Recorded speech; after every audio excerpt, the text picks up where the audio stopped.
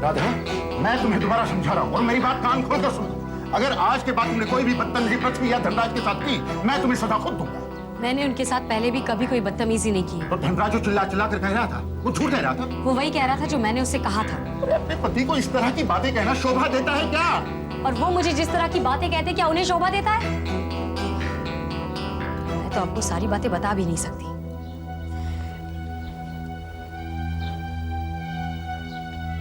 बेटी, अब तुम धनराज की पत्नी हो और मैं चाहता हूं कि तुम पत्नी का फर्ज निभाओ। पिताजी, आप चाहे तो धनराज से पूछ सकते हैं। मैंने पत्नी होने का हर फर्ज निभाया है। बेटी, बेटी, धनराज तुमसे प्यार मांगता है। मांगने से शायद बॉटलिंग प्लांट की परमिशन मिलती है पिताजी। कोई ठेका मिल सकता है, किसी का फेवा मिल सकता है, लेकिन मांगने से कभी प्यार नहीं मिला है। तुम मुझे ताना दे रही हो?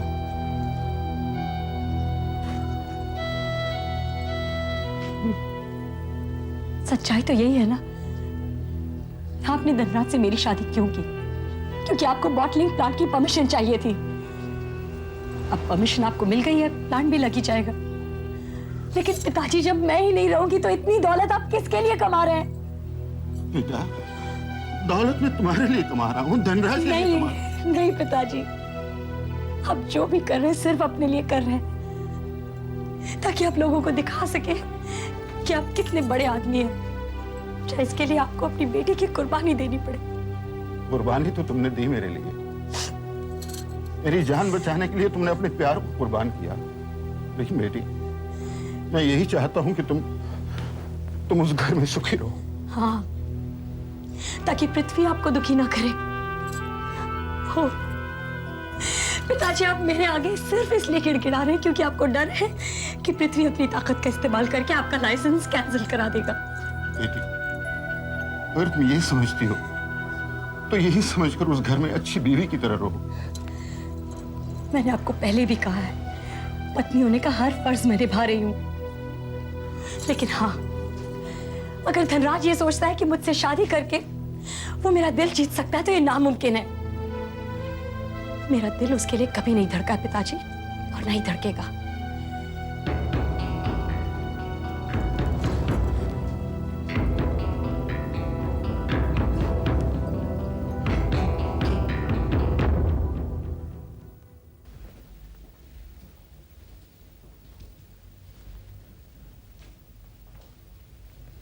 कहाँ है तेरे पिताजी? इसी कमरे में थे ना? हाँ माँ, थे तो इसी कमरे में। मुझे लगता है शायद कहीं उन्हें दूसरे कमरे में तो शिफ्ट नहीं कर दिया। मैं देखता हूँ। मोहन, उन्हें फिजियोथेरेपी के लिए लेकर गए हैं।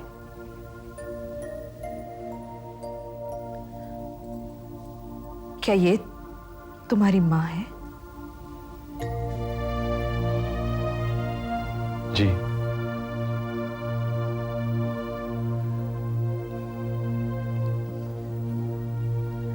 जैसा मैंने सोचा था वैसी ही हो। मैं जानती थी उन्होंने अगर दूसरी शादी की है तो किसी सुंदर औरत से ही की होगी। इन 20 सालों में तुमने इनको बहुत संभाला, इतना बड़ा आदमी बनने में मदद की। मैं तो कुछ नहीं कर सकी। मैं सच कह रही हूं। इनकी पत्नी तुम हो जो 20 साल से उनके साथ रह रही हो। बाहर की तो मैं हूं। ऐसा मत कहो दीदी। बस आज आखिरी बार उन्हें देख लूंगी और यहां से चली जाऊंगी। वो पहले भी तुम्हारे थे और अब भी तुम्हारे ही रहेंगे। ये क्या कह रही हो दीदी? मैं कभी भी उन पर अपना हक नहीं जताऊंगी। मेरे बच्चे भी सब्र कर लेंगे कि उन्होंने अपने पिता को एक बार देख लिया, फिर कभी भी उनकी परछाई भी तुम्हारे जीवन पर नहीं पड़ेगी। दीदी, वो पहले आपके है, बाद में हमारे।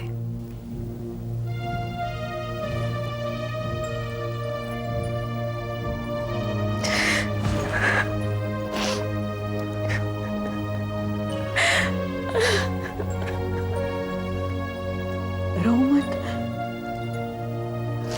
चुप हो जाओ।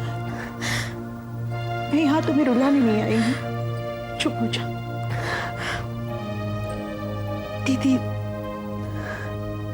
दीदी मैं तो सोच भी नहीं सकती थी कि कोई औरत अपनी सोच को इस प्यार से, इस इज्जत से स्वीकार कर सकती है।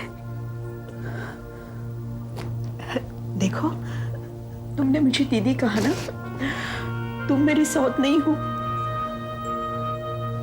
छोटी बहन हो। दीदी,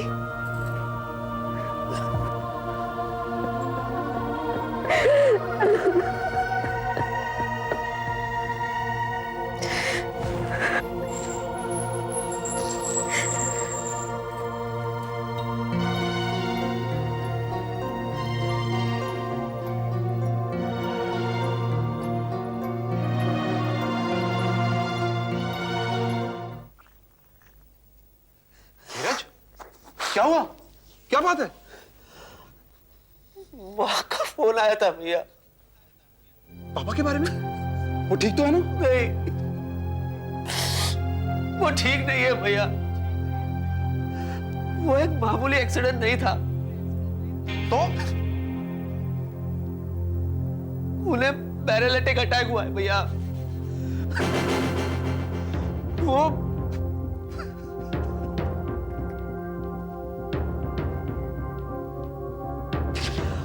वो अब हिल भी नहीं सकते भैया, और बात भी नहीं कर सकते। भैया, हमें जाना चाहिए, माँ अकेली होगी। नहीं भैया नहीं, माँ कह रही थी कल वो पापा को लेकर आ रही है।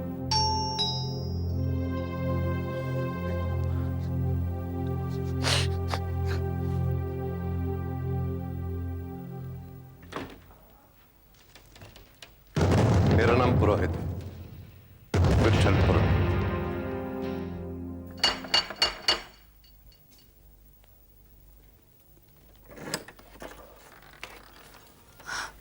पुरुषोत्तम, अच्छा हो गया तुम आ गए। हम अकेले बहुत परेशान हो गए थे। अकेले? माँ जी कहाँ है? माँ जी मोहन भैया के साथ गई हैं। पिताजी अस्पताल में, उन्हें लकवे का दौरा पड़ा है। ओहो, तुम पर तो मुसीबत पर मुसीबत आ रही है गौरी। अब देखो ये। अरे पुरुषोत्तम, तुम कब आए?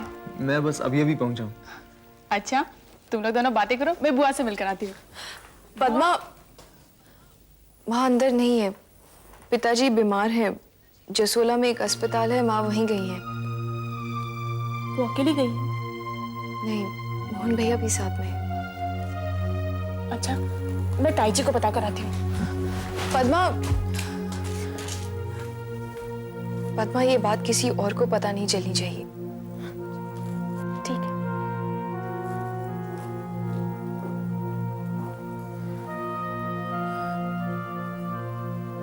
गौरी, मुझे लगता है ये सब मेरी वजह से हुआ है। ना मैं जनार्दन अंकल से मिलता, ना मैं उन्हें तुम लोगों के बारे में बताता, और ना वो यहाँ आते, ना ये सब मुसीबत खड़ी होती। नहीं पुरुषोत्तम, तुम्हारी वजह से तो हमें पता चला कि हमारे पिताजी जिंदा हैं।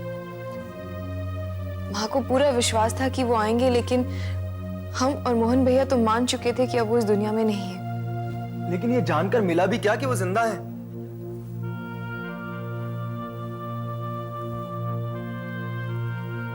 माँ और मोहन कब आ रहे हैं? आज शाम को। अगर भैया कह गए कि हम चिंता ना करें, अगर देर हो जाए तो तुम्हारे घर चले जाएं। मैं जनार्दन से मिलने आया हूँ। वो तो घर पे नहीं है। क्यों, अभी तक ऑफिस से नहीं आए वो? नहीं, दरअसल वो बीमार हैं, अस्पताल में है। ओह, हाउ वेरी सैड। मैं अंदर आ सकता हूँ? हाँ प्लीज आइए ना। मैंने आपको पहचाना नहीं। मैं जनार्दन का दोस्त हूँ, हम लोग अक्सर बाहर मिलते हैं।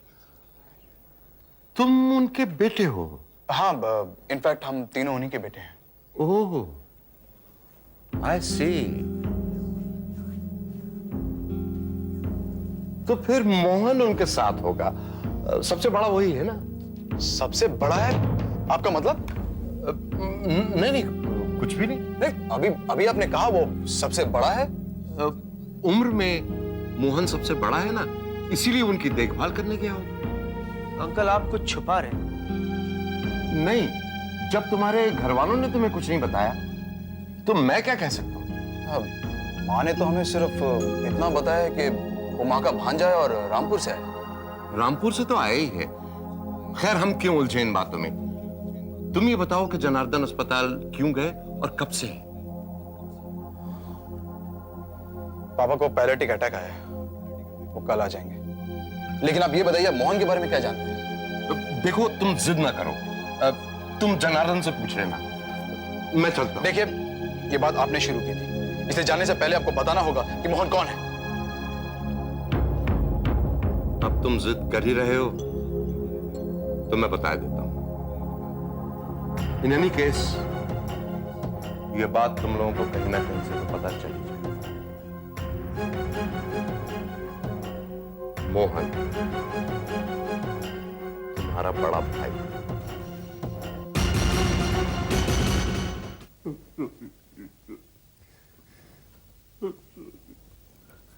मीता, देखो तो ये क्या कह रहे हैं।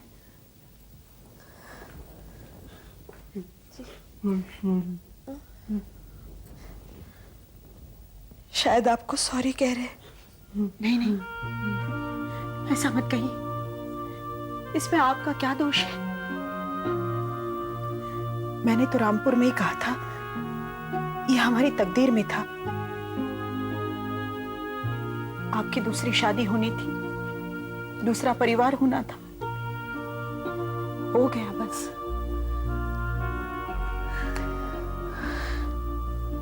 दीदी,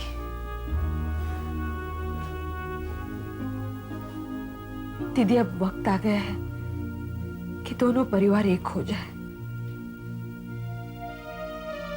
अब आपको चिंता की कोई जरूरत नहीं। अब आपका बड़ा परिवार है, 4 बेटे हैं, 1 बेटी है। हम सब मिलकर आपकी सेवा करेंगे, आप जल्दी ठीक हो जाएंगे। हाँ पिताजी, मैं भी कभी कभी आ जाया करूंगा। कभी कभी क्यों? अब तो हम सब इकट्ठा ही रहेंगे। कहो अपने पिताजी से। पिताजी, आप जब चाहेंगे मैं आ जाया करूंगा, और जब आपका दिल चाहे आप रामपुर आ जाइएगा। गौरी भी तो वही है। आप हमेशा कहते थे ना, हमारी कोई बेटी नहीं है।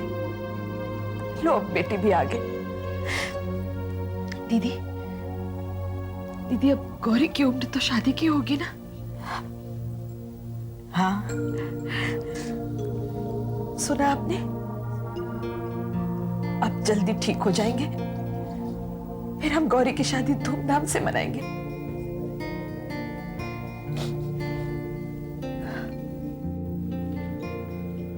क्या नाम बताया तुमने उस जगह का? जसोला। जसोला तो यहाँ से ज्यादा दूर नहीं है, मुझे जाना चाहिए पद्मा। लेकिन ताई जी, अगर ताऊ जी को पता चल गया तो? तुम किसी से कुछ भी मत कहना, हाँ? किसी को खबर नहीं होगी कि मैं कहाँ हूँ। अगर किसी ने पूछा ना तो कह देना कि तुम्हें कुछ भी नहीं मालूम। जी।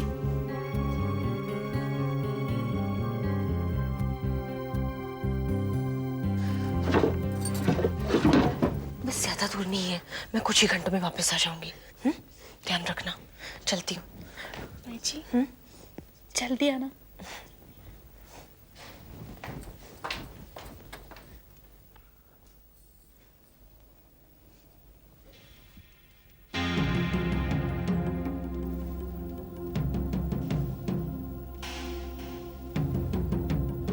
लक्ष्मी, तुम कहीं नहीं जाओगी?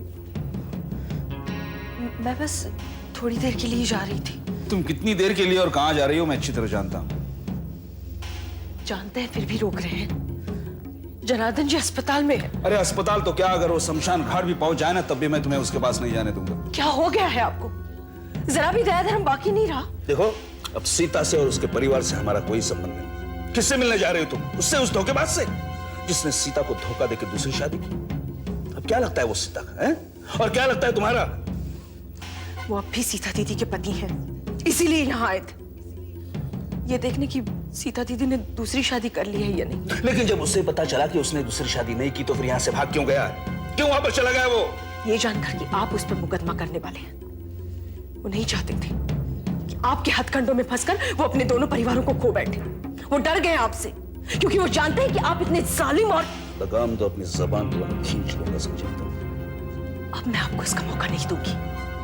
अब मैं वही करूंगी जो मेरे जी में आएगा। मैं जा रही हूं और मुझे कोई नहीं रोक सकता। तुम इस घर के बाहर नहीं जाओगे, अगर याद रख। तूने अगर कदम भी रखा ना घर के बाहर तो तुम्हारी टांग तोड़ दूंगा मैं। क्या करोगे तुम नहीं जाओगी। क्यों भूल गए मैं क्या करता हूँ तुम्हारे साथ? जी जी, ये क्या कर रहे हैं आप? तुम हमारे बीच में नहीं बोलोगी दुलारी। मैं बोलूंगी। जेठानी जी की हालत ऐसी नहीं है कि आपकी माँ सह सके। जेठानी जी, आप भी इतनी जिद क्यों कर रही है? जब ये कह रहे हैं कि मत जाइए तो मत जाइए ना। भगवान सब देख रहा है। अरे देख रहा है तो क्या कर लेगा? हैं? सीता की मदद क्यों नहीं की उसने? वो तो उसकी बहुत बड़ी गुजारन है। क्यों? वो एक ना एक दिन सीता दीदी की जरूर सुनेगा और आपका नाश कर देगा। देख लेना, देख लेना आप।